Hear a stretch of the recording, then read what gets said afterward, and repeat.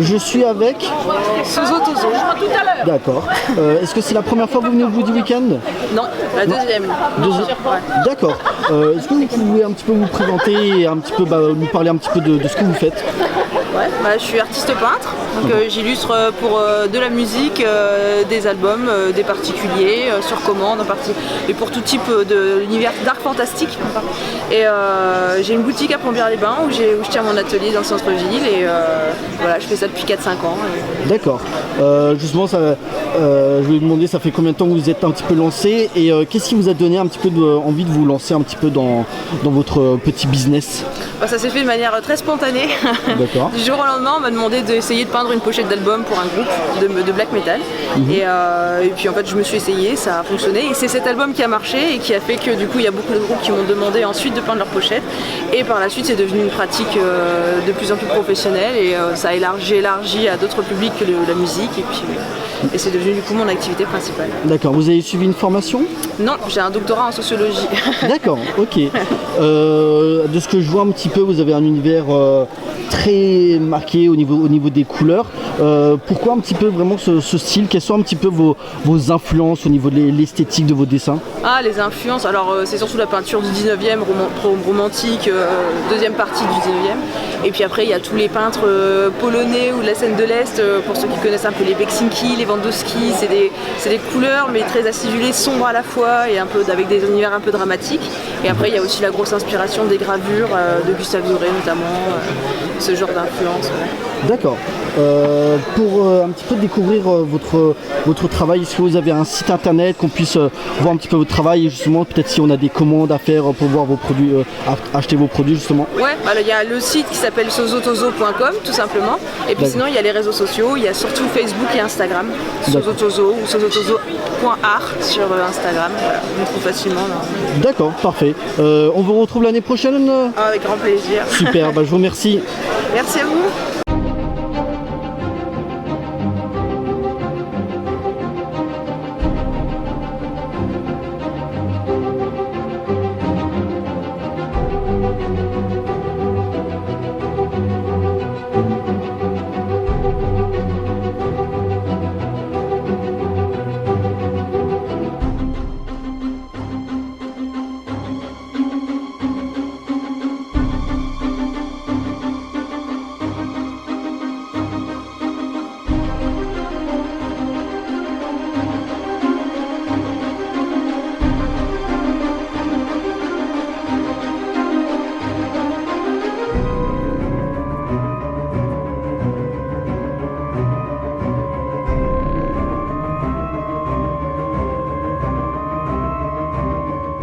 Bonjour.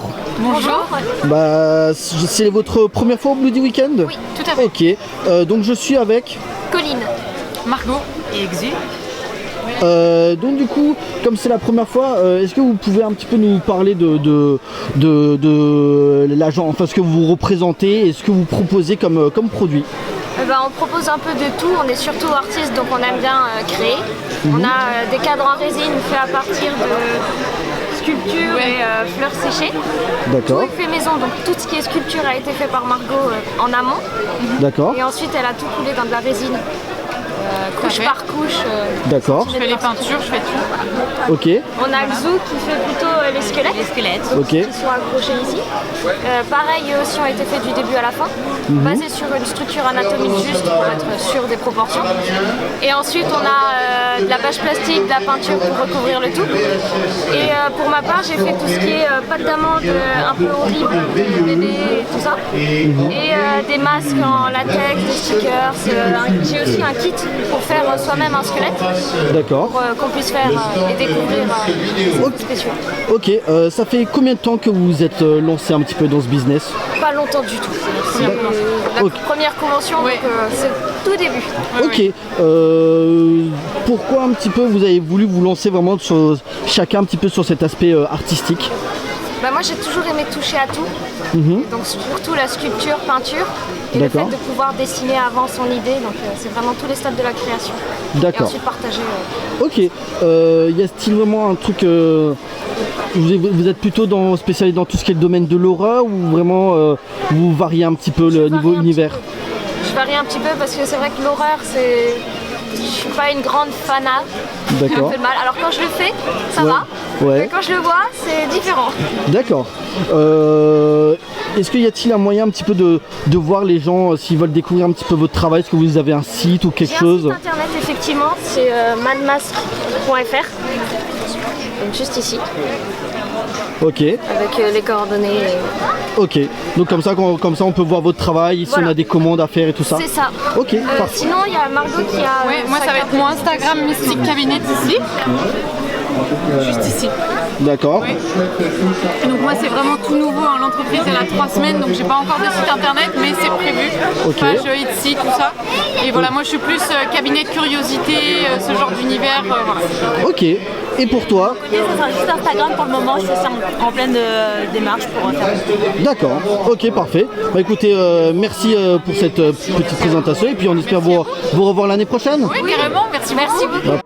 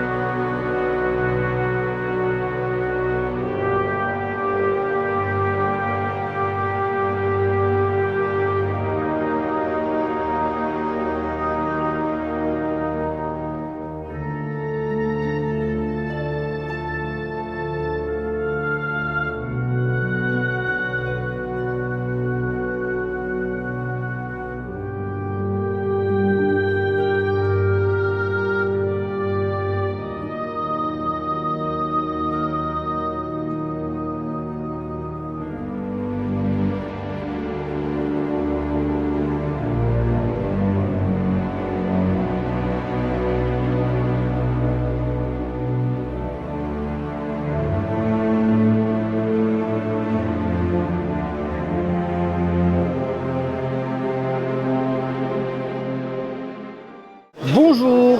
Bonjour, Alors je suis avec... Maeldan Moreno. Alors c'est la première fois que vous venez au Bloody Weekend? Oui, tout à fait. Alors du coup, bah, moi qui suis habitué comme c'est la première fois pour Ouais. moi que je vous vois, est-ce que vous voulez un petit peu me parler un petit peu de vous?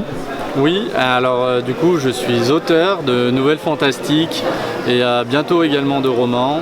Je suis originaire de la région lyonnaise, dans les monts du Lyonnais. Et du coup, j'ai entendu sur les réseaux l'annonce de ce festival. Et vu que je cherchais quelque chose dans le thème de plus de l'horreur, quelque chose de plus dark, ça m'a appelé, ça m'a bien parlé. Et du coup, on a eu la chance d'être accepté cette année. Donc on a fait le voyage. Et oui, on est assez content de l'ambiance. Et pour parler de mon univers, je suis plus moi dans l'horreur victorienne. Donc toutes mes histoires se passent à Cambridge au 19e siècle avec des étudiants en sciences naturelles et une confrérie occulte qui s'appelle Earthwood. Ok. Ça fait combien, à quel moment votre idée un petit peu de cet univers a émergé? L'idée de l'univers en lui-même, j'ai vraiment commencé en 2014. Par contre, j'étais sur une histoire complètement différente, avec une histoire qui se passait plus dans le monde moderne, même s'il y avait des flashbacks dans les siècles précédents.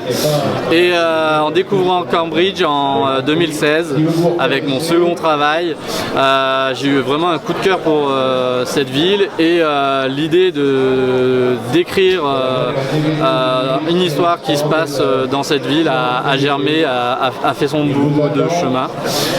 Et je me suis décidé en 2021, lorsqu'on on a eu un énième confinement et je me suis lancé dans des recherches pendant 6 mois non-stop, littéralement matin, midi et soir.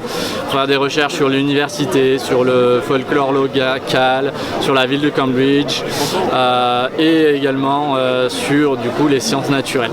D'accord. Voilà, et là je suis parti sur une idée de revenir aux bases de l'écriture, de travailler vraiment mon style pour faire quelque chose vraiment de plus horreur à la Lovecraft, à la Poe, mais tout en me démarquant, vraiment en créant mon propre style. Du coup ça m'a permis à la fois voilà, de traiter le thème de l'université de Cambridge, l'époque victorienne et toujours de continuer mon univers lié à la nature. D'accord, bah justement je voulais savoir un petit peu au niveau du ton que vous empruntez dans vos œuvres. Est-ce que c'est vraiment de l'horreur soft, de l'horreur trash dans quel esprit ça s'inscrit vos Alors ça va dépendre du livre. Principalement c'est l'horreur assez soft, c'est du suggéré comme on dit au niveau de Lovecraft. Ça va être également de l'horreur quand même un peu de body horror. Parce que on est sur une thématique du coup de la fin d'adolescence, mais on a toujours beaucoup de rapports au corps vu qu'on est avec des jeunes hommes qui découvrent la vie, qui se forment et qui découvrent aussi des choses très sombres, de l'occultisme, des choses paranormales et qui découvrent la nature. Voilà, donc on est de l'horreur des fois voilà, assez gore sur les prochaines œuvres, notamment la prochaine nouvelle et le prochain roman qui se feront écho. On va avoir des scènes beaucoup plus trash, beaucoup plus explicites parce que je voulais faire un contenu un peu plus adulte et me démarquer et aussi voilà, essayer de sortir un peu de ma zone de confort et de faire de l'horreur voilà, un peu plus gore. D'accord, vous êtes à combien d'œuvres depuis à ce jour? Alors à ce jour là je suis à 4 œuvres publiées et du coup la 5e et la 6e devraient sortir cette fin d'année ou début d'année prochaine. D'accord. Est-ce qu'il y a-t-il un moyen de vous contacter si on a envie de voir un petit peu vos œuvres, si on veut acheter vos bouquins? Oui bien sûr, il suffit de taper Maël-Dan Moreno directement sur internet ou directement sur les réseaux sociaux, Instagram, Facebook, TikTok.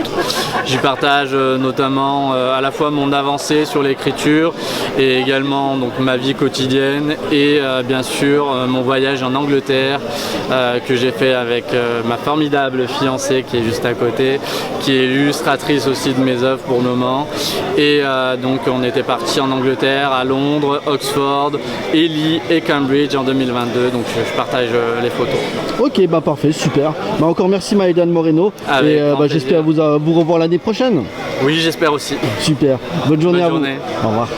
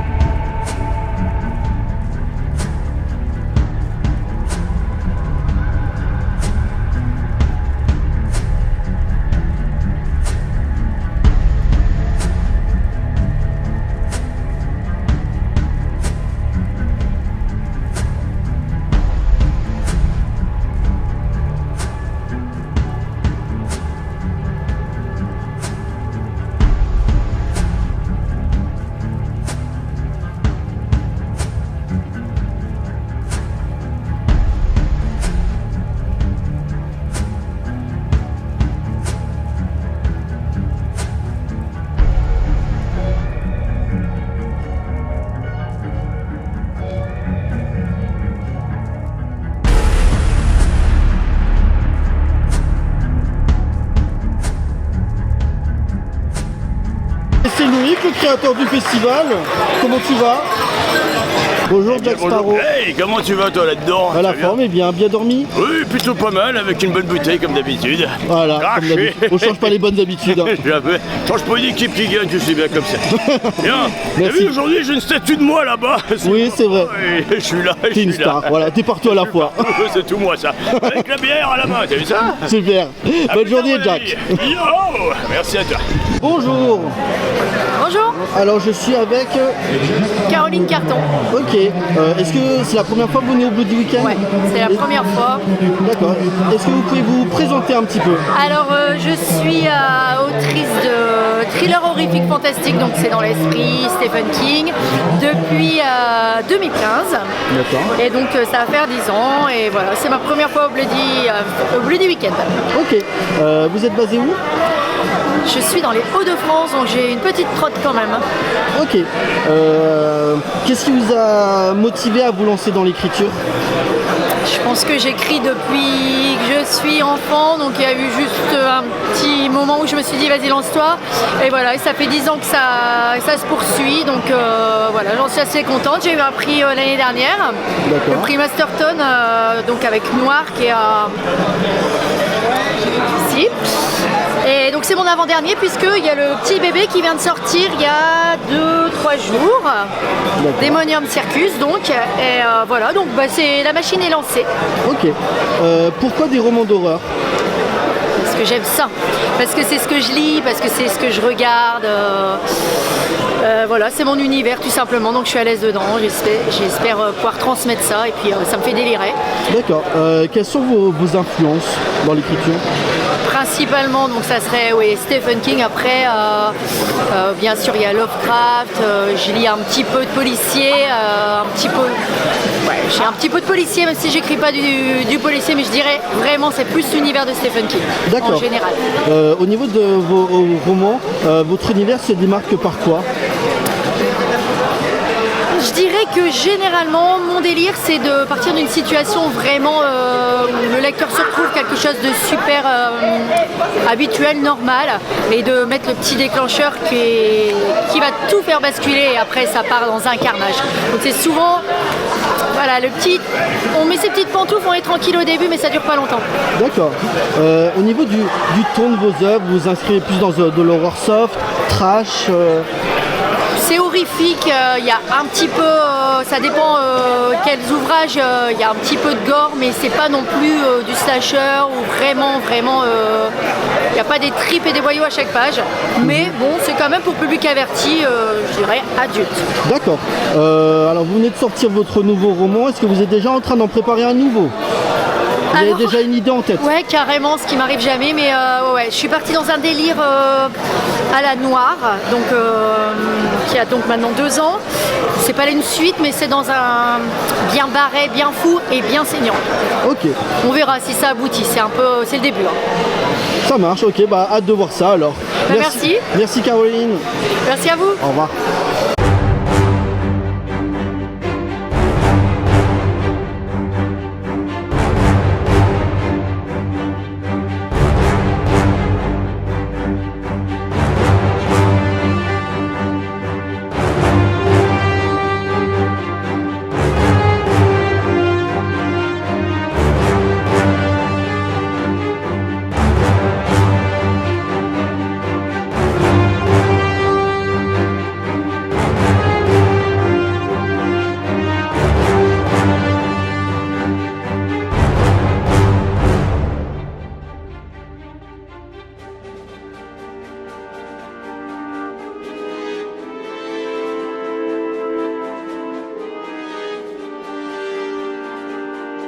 Bonjour, Je suis avec... Lina Giancetti. Ok. Est-ce que vous pouvez un petit peu vous présenter pour les gens qui ne vous connaissent pas? Oui, alors moi je suis Lina Giancetti, j'ai 20 ans, je suis présente sur les réseaux sociaux parce que je suis chroniqueuse, mais également autrice comme vous pouvez le voir. D'accord. Donc j'ai sorti mon premier livre à l'âge de 16 ans qui s'intitule Nouvelle ésotérique. D'accord. Puis en 2021, Quel prix pour une vie, un thriller psychologique sombre. Et la dernière, donc la nouveauté de cette année qui est un thriller psychologique horrifique qui s'intitule Toute direction. Ok. Pourquoi vous vous êtes lancé dans l'écriture? Alors depuis l'âge de 10 ans, j'adore écrire, mais surtout lire. C'est vraiment une vraie passion pour moi. Et j'aimerais faire vivre aux gens ce que j'ai pas la chance, moi, de vivre avec les livres. Donc j'ai envie de faire ressortir toute l'horreur et en même temps toute la psychologie d'un personnage et d'un univers. Pourquoi l'horreur justement? Alors l'horreur par passion pour les films d'horreur, bien sûr, avant toute chose. Et puis pour le côté très psychologisant du personnage, le psychisme qu'il y a derrière avec nos peurs les plus enfouies, mais aussi tout l'univers des tueurs en série, etc. D'accord. Et quelles sont un petit peu vos influences, qu'elles soient littéraires ou cinématographiques? Alors littéraire, Stephen King, on peut s'en douter, et Christelle Corter-Soufflet qui est mon éditrice. Et ensuite, pour tout ce qui est l'univers cinématographique, je dirais Saw, je suis une grande fan, et après tout ce qui est Annabelle, les films plus paranormaux. D'accord. Vos œuvres s'inscrivent un petit peu dans quelle mouvance? Plutôt de l'horreur subjective, de l'horreur soft ou justement du trash? Alors moi je suis dans le gore, donc ça va être dans la psychologie, mais donc faire vivre des vrais événements traumatisants pour les personnages, aussi pour le lecteur bien évidemment qui passe par là, et aussi dans le paranormal horrifique. D'accord. Est-ce que vous êtes déjà sur des futurs projets? Oui, j'ai le 4e livre qui a bien débuté. Ok, parfait. Hâte de voir ça. Est-ce qu'il y a un moyen un petit peu de vous contacter? Est-ce que vous avez un site qu'on puisse voir vos œuvres? Oui, sur Instagram et Facebook. Et il y a également mes book trailers sur YouTube, donc pour les 2 premiers livres que j'ai faits, où vous pouvez flasher le QR code ici. Ok, parfait. Super, je vous remercie. Merci à vous. Bonjour. Bonjour. Alors, est-ce que vous pouvez vous présenter? Alors, moi je suis Mina Michif, je suis portraitiste, illustratrice, et je m'inspire beaucoup tout ce qui est fantastique, film d'horreur, science-fiction. Et donc je réalise donc surtout beaucoup de portraits, des portraits de personnages de fiction. Là par exemple c'est Laura Palmer dans Twin Peaks. Donc là j'ai mixé en fait des films et des films de Dario Argento. J'en ai réalisé 3 comme ça. Donc là c'est Inferno, là c'est 4 couches de l'orbrie, et là c'est Profondo Rosso.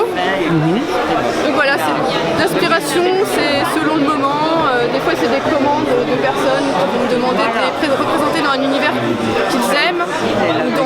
Là par exemple c'est un ami que j'ai peint en personnage de Ténèbres de Dario Argento. D'où vous êtes venue cette passion pour le dessin? Je dessine depuis toute petite. En fait, toute ma famille dessine. Donc, du coup, je suis autodidacte, j'ai pas fait d'études, je me suis auto-formée. Et après, voilà, c'est dès qu'il y a quelque chose qui me passionne, un film, même des musiques, en fait, je me mets dedans et voilà, je me suis améliorée avec le temps. Ça fait combien de temps un petit peu que vous vous êtes lancé dans ce projet?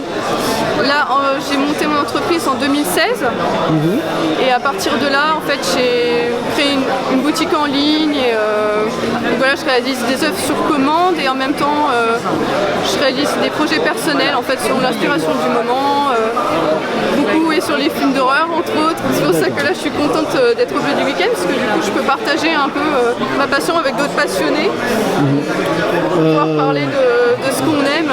D'accord. C'est juste génial quoi, parce que j'ai pas Vous êtes basé où? Pardon? Vous êtes basé où? Je suis basée à Nancy, en région de Lorraine. D'accord.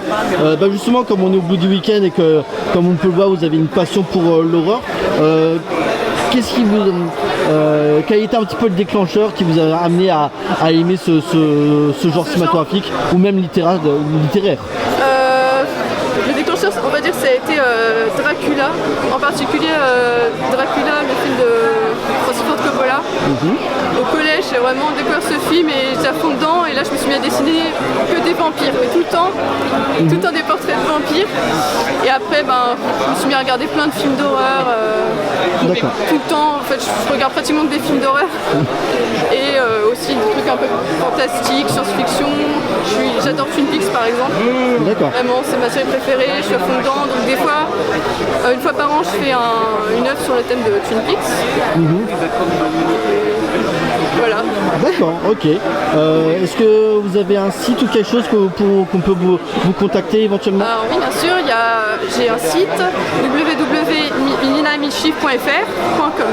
Ok, voilà. Super. Il y a une boutique en ligne dessus et il y a moyen de me contacter par ce biais, et de voir toutes mes créations.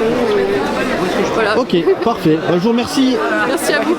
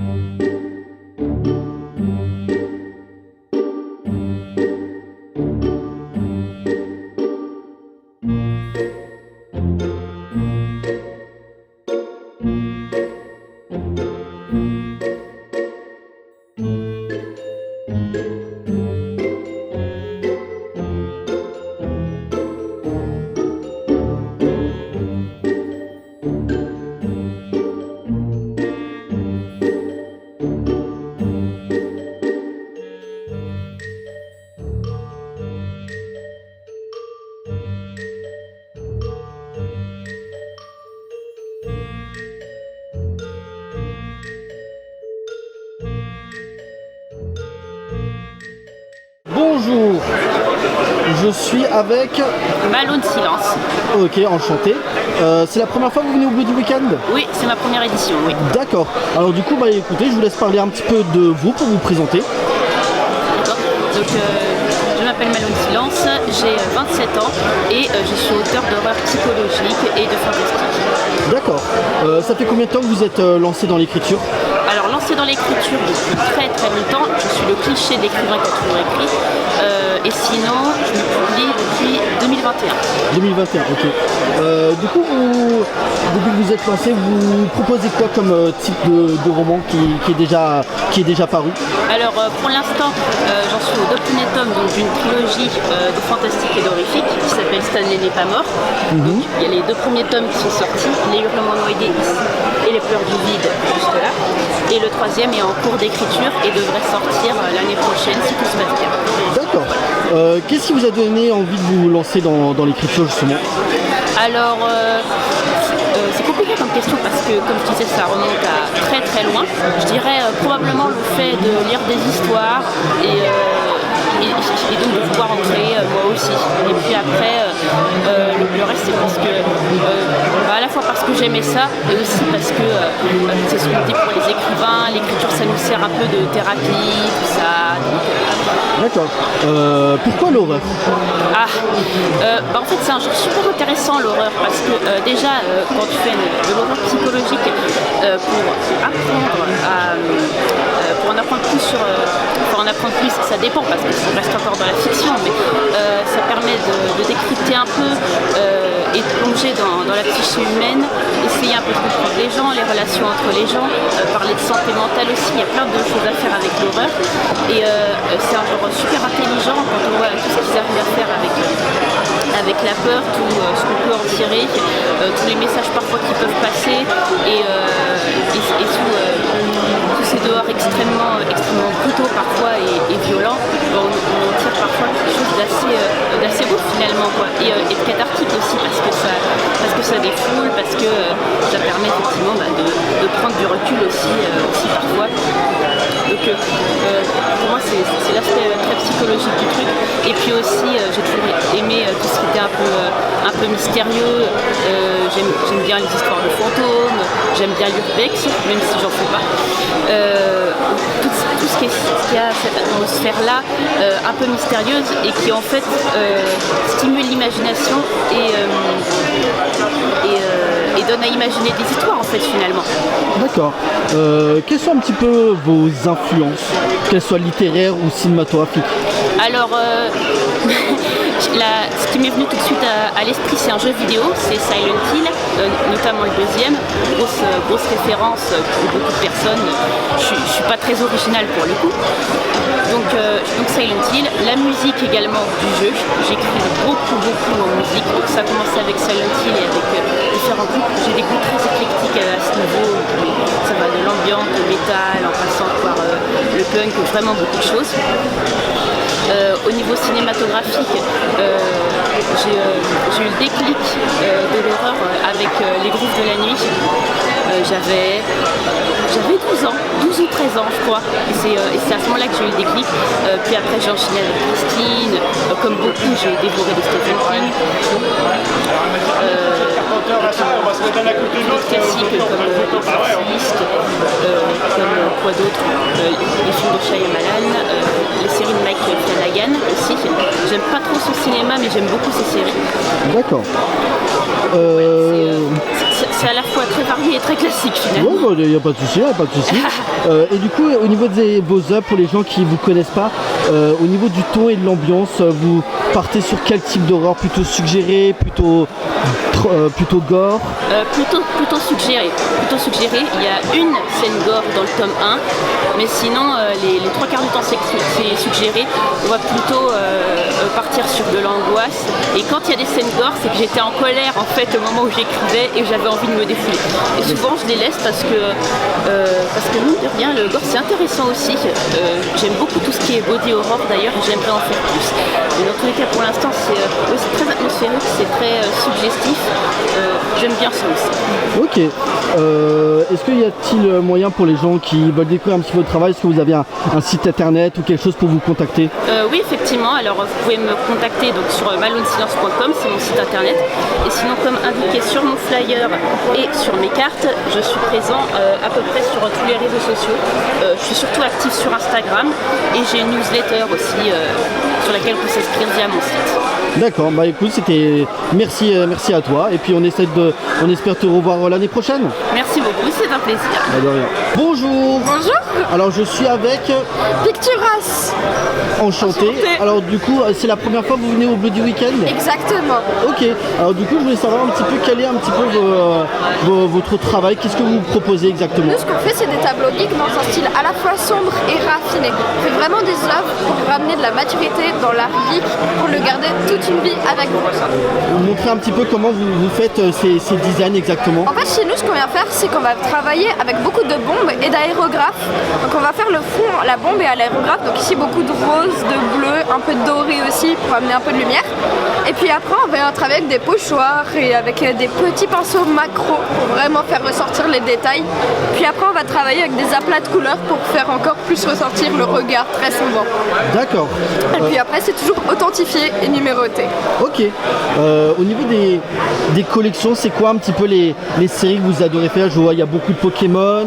C'est tous les univers qu'on aime, mon partenaire et moi. Donc aussi bien Pokémon, Yu-Gi-Oh, des jeux vidéo comme Zelda, comme Resident Evil, des séries, des films, comme on a beaucoup de Venom, on a du Battlestar Galactica. On a vraiment tous les univers qu'on aime et qui nous ont fait grandir.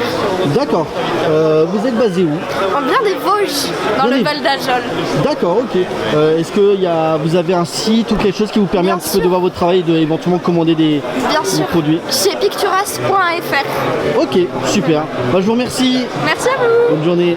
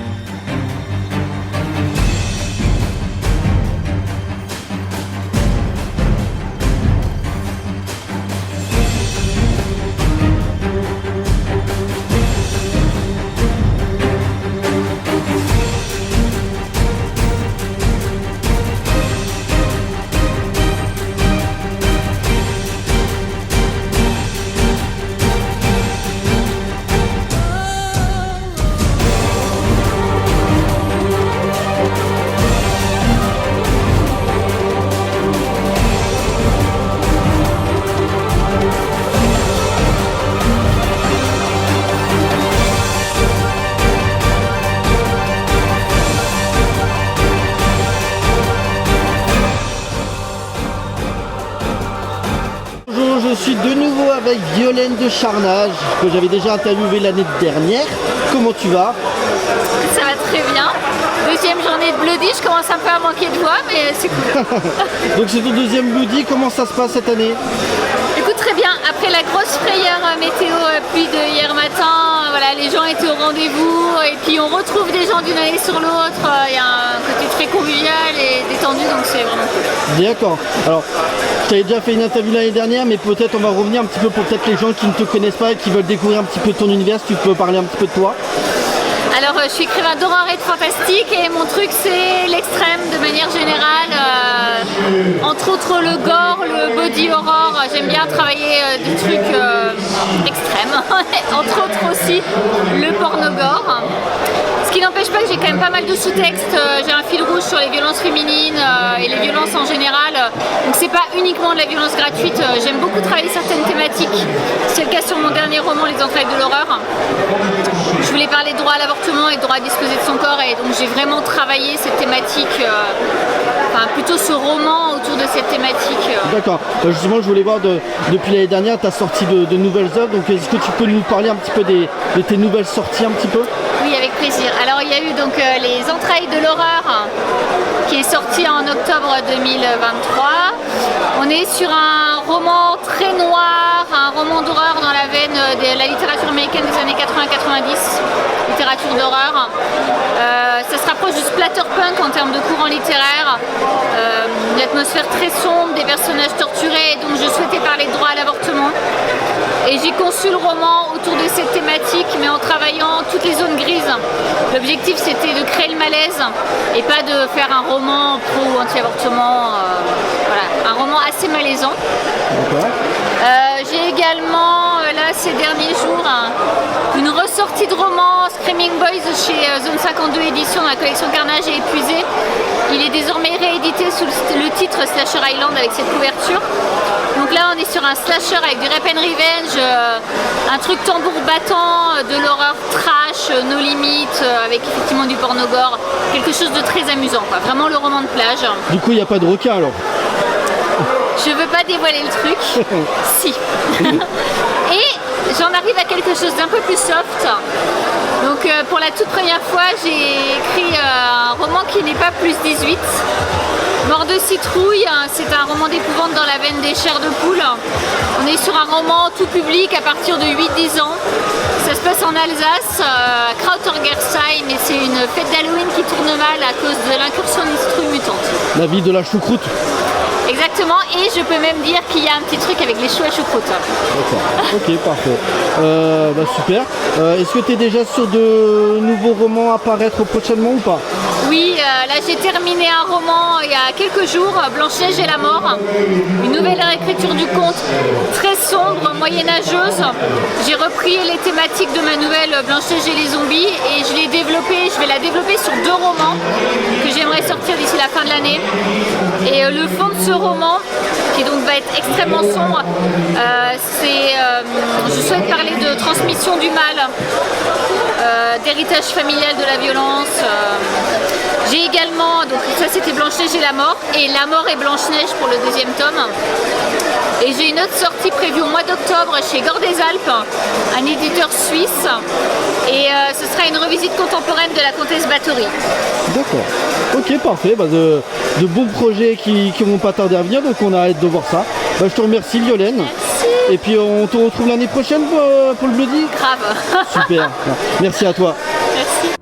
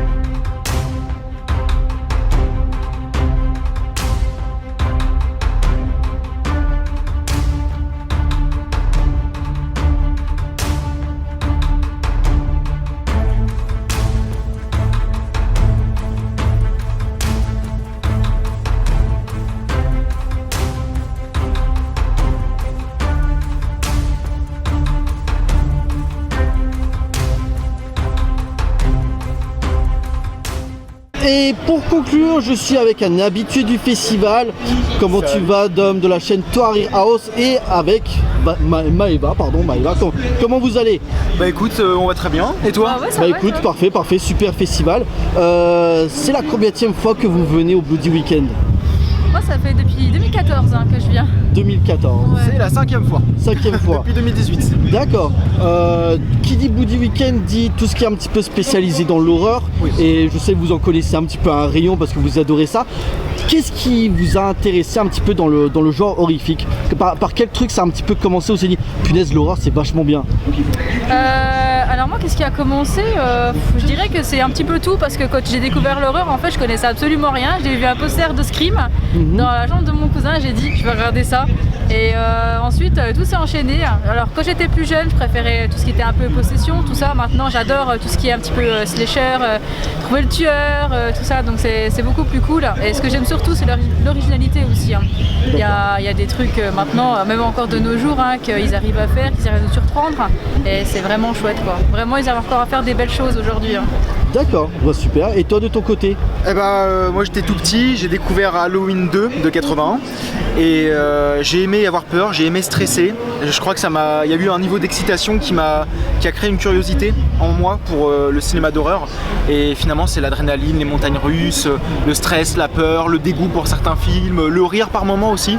C'est soit parce que c'est drôle, soit parce que c'est le stress justement ça te rend nerveux. Des fois un peu triste aussi, il y a des scènes qui sont tristes dans certains films d'horreur. C'est ça. C'est l'ascenseur émotionnel. C'est ça que j'aime dans les films d'horreur, c'est qu'on a on traverse plusieurs émotions. C'est vraiment ce tourbillon d'émotions, de sensations. Et c'est pour ça que j'aime ça en fait. D'accord. Alors quand tu dis horreur, t'es plus sur l'aspect cinéma ou tu t'intéresses aussi un petit peu à la littérature et les autres arts? À 99% les films d'horreur, et les séries aussi. Mais surtout les films, les séries. Puis après, ça peut m'arriver de m'intéresser à des bandes dessinées, 2-3 bouquins, mais sinon c'est principalement le cinéma. D'accord. Alors quand tu parles d'horreur, que c'est un univers qui te parle, aujourd'hui, je pense que tu as quand même une grosse culture dans ce genre-ci. Quand tu vas regarder peut-être un nouveau film d'horreur, qu'est-ce qui t'intéresse? T'es encore sur les grosses productions, les franchises, ou tu essaies de trouver un petit peu la petite pépite que tu veux mettre en avant? La petite pépite que j'ai envie de mettre en avant, parce qu'il y a quand même pas mal de films qui sont sous-estimés, je trouve, cruellement sous-estimés d'ailleurs, qui sortent même pas au cinéma, alors qu'il y a certains films, je ne les citerai pas, mais qui ont le droit à une sortie en salle, mais pas d'autres, et c'est dommage. Donc, comme d'autres qui n'ont pas de droit à un DVD tout court. Oui, même pas de sortie physique tout court. Et oui, alors je cherche la petite pépite à mettre en avant, et à côté aussi des petits divertissements comme ça, pour pas se prendre la tête, parce qu'après tout la vie est compliquée, donc c'est bien aussi de s'évader avec des petits films pas forcément intelligents, mais petit film popcorn quoi. D'accord. Non, puis ils ont chacun leur personnalité, je dirais. Donc il y a pas, moi j'attends pas forcément un gros film tout le temps ou la pépite comme dirait Dominique. C'est vrai qu'il y en a qui sortent du lot, ils sont pas exceptionnels, ils sont pas parfaits, mais ils ont leur charme. Et du coup il y a quelque chose dans le film qui fait qu'on les aime de toute façon. Donc voilà, des gens qui vont pas forcément aimer un film parce qu'ils recherchent quelque chose de bien particulier. Nous on va le prendre comme il est. Oui. Et en fait c'est sur une accroche, si on n'accroche pas, mais souvent il y a des films que beaucoup n'aiment pas et que nous on aime pour le coup. Donc c'est cool. Oui. Ok. Alors au niveau de l'horreur, on a pu voir un petit peu au fil des années des réalisateurs assez connus, Carpenter, Craven, Romero et j'en passe, et également des sous-genres. C'est vrai que le cinéma d'horreur se démarque un petit peu des autres par le fait qu'il peut un petit peu mixer. On peut faire de la comédie horrifique, de la science-fiction horrifique. Et quels sont un petit peu les réalisateurs qui vous parlent le plus, et peut-être aussi les sous-genres? Est-ce que vous êtes plus torture porn? Est-ce que vous êtes plus film de zombies, slasher? Alors personnellement, les films de zombies déjà, les slashers, les films de cannibales, le giallo aussi. Et puis oui, les films de SF horrifiques, les extraterrestres et tout. Donc oui, c'est à peu près les genres. Que tu aimes le plus, les réalisateurs, après Dario Argento, George Romero. Après il y a Eli Roth surtout, Alexandre Aja. Forcément, Alexandre Aja. Lucio Fulci aussi, forcément. Oh, mon Dieu. Un réalisateur indépendant que tu veux mettre en avant peut-être aussi, que tu as découvert ces dernières années? que j'ai découvert ces dernières années. Oula, alors je vais réfléchir. Je te laisse répondre du coup. Non, bah, là, pour le tes coup, sous-genres horrifiques préférés. Ah, mais sous-genre Déjà, commencer. Et les réalisateurs qui te parlent le plus. Ouais, bah après, moi, c'est plus. Enfin, je suis assez ouverte, de toute façon, mais c'est plus slasher. J'aime bien aussi tout ce qui est les bestioles, ce qu'ils font encore avec ça. Alors. Après, il faut voir ce que ça donne, mais c'est vrai que c'est assez sympa ce qu'ils font avec. Et après, les films d'exorcisme. Les films d'exorcisme, oui, tout à fait. Les films d'exorcisme, moi, tout ce qui est possession au sens large. Donc c'est vrai que c'est, voilà, ça reste un de mes sous-genres préférés, quoi. D'accord. Et au niveau des réalisateurs, est-ce qu'il y en a un qui t'a marqué en particulier? Alors, j'avoue que je suis beaucoup plus film français, asiatique et espagnol. Après, j'adore les films américains, clairement. Je veux dire, il y en a énormément, comme tu as cité avant, justement, avec les icônes qui ressortent beaucoup. Même le Fulci en Italie. Mais c'est vrai qu'en français, je ne vais pas citer toujours les mêmes, mais Pascal Logier, forcément, J'aime mourir, Alexandre Bustillo, Xavier Jans. Après en espagnol. Qui sont présents au festival. Oui, qui étaient présents exactement. Alors par contre, les Coréens, ne me demandent pas de dire les noms, j'ai trop du mal à les dire. Mais ouais, il y a des réalisateurs coréens qui sont exceptionnels, de toute façon. Celui qui a fait J'ai rencontré le diable, franchement, celui-là, il est parfait. Ce film-là est magnifique. Kim Ji-woon. Comment? Kim Ji-woon. Merci. Et alors attends, en Espagne, attends, je cherche. Il y a les réalisateurs de Rec, Balaguerro et Plaza. Oui, voilà, exactement. Ouais. Il y a Alex de la Iglesia aussi. C'est ça, ouais, oui. Voilà. Balaguerro, c'est surtout Malveillance. Très Hitchcockien. Puis Rec avec Plaza. Puis il y a eu. Bayona aussi qui avait fait L'Orphelinat. C'est ça. L'Orphelinat qui était vraiment très réussi, vraiment. Émotionnellement, c'est assez chaud. Mais après, il y a des petits réals aussi comme. Après, ils ont fait qu'un seul film, donc j'aimerais bien qu'un seul film, j'en ai vu qu'un du moins en film d'horreur. J'aimerais bien retrouver des réals comme David Morley qui avait fait Mutant en France, que j'avais bien aimé. J'aimerais bien retrouver ces réalisateurs-là derrière d'autres films d'horreur pour voir qu'est-ce qu'ils peuvent proposer d'autres. Après, il y a une nationalité que j'aime bien aussi, c'est les Norvégiens. Il y a des films norvégiens ils font pas beaucoup de bruit. Mais c'est vrai que quand on les regarde, ils sont exceptionnels, quoi. Même les films nordiques en général, suédois et tout, parce qu'il y a eu Morse, après norvégien de Dead Snow 1 et 2, les Coldplay, les 3. Il y a eu Next Door, Fantasme Sanglant, il y a eu Manhunt, il y a eu Père Noël Origins. Ah ouais, oui, Dieu Seigneur, oh là là, bon coup de cœur. Ouais. Mais oui, non, tous ces restaurants-là, finlandais, suédois, norvégiens, c'est vrai, oui, c'est ceux qui font le moins de bruit et qui ont des très bons films, quand même, faut le dire. Donc, même le cinéma horrifique anglais, britannique, Wilderness, 28 jours plus tard, The Descent, Sévrance, Bienvenue au Cottage, Isolation. Ouais, d'accord. Alors pour le coup, là, c'est des films que j'aime. Alors on a fait tout le tour du monde là. On va revenir un petit peu pour conclure avec le Bloody Weekend, le fait que ça fait des années que vous venez. Qu'est-ce qui fait que chaque année, quand vous avez les dates du Bloody Weekend, vous savez que vous allez y aller? Pourquoi le Bloody Weekend c'est si important pour vous maintenant, pour vous motiver en fait à venir tous les ans en fait? Alors moi je dirais que c'est le week-end où je me le sens moi-même chaque année. Tous les jours on doit jouer un rôle avec certaines personnes, on doit être une autre personne, j'ai l'impression. Alors des fois c'est drôle, mais ici on se sent vraiment soi-même. On parle avec des gens qui partagent la même passion que nous et qui nous jugent pas parce que soi-disant ça peut apporter certaines violences, voilà. Et non, et les gens sont très ouverts ici, ils sont très ouverts. Ils n'ont pas honte de dire ce qu'ils aiment pas, ils s'habillent comme ils veulent, enfin je veux dire, et on rencontre de belles personnes. Moi maintenant, ça fait 10 ans que je viens, enfin 10 ans, hormis la période Covid, je veux dire, mais je rencontre tous les ans justement des belles personnes, et chaque année je suis très heureuse de les retrouver. C'est d'ailleurs ça, à part acheter des films, qui me donne le plus envie, parce que c'est des personnes que je vois pas dans l'année spécialement, quoi. Donc voilà. Ouais, exactement, c'est ça, on rencontre des gens, on est nous-mêmes, et bon oui aussi, il y a des belles choses à acheter, donc on fait saigner la carte bleue, mais sinon c'est vrai que quand on se retrouve entre passionnés, on est nous-mêmes, on se retrouve dans notre propre univers. Et puis c'est un peu le Noël pour moi de l'année, quoi. C'est vraiment l'événement que j'attends le plus. Je trouve que c'est encore mieux qu'une semaine de vacances. Clairement oui, et puis on rencontre aussi des réalisateurs, des acteurs et tout. C'est enrichissant le Bloody Weekend quand même. Oui. Le seul défaut, ça passe trop vite le week-end. C'est 2 jours. Avant ça commençait du vendredi après-midi. Ouais. Alors il y a un moment après. C'était avant le Covid. Voilà. C'est vrai que c'était chouette. Maintenant, c'est vrai que ça passe beaucoup trop vite. Donc, et puis bon, effectivement, il y a aussi des fois le temps, comme ce week-end, qui n'a pas été tout le temps présent. Mais Sophie, tu dis ça, il y a le vent qui débarque. Voilà. C'est bientôt fini.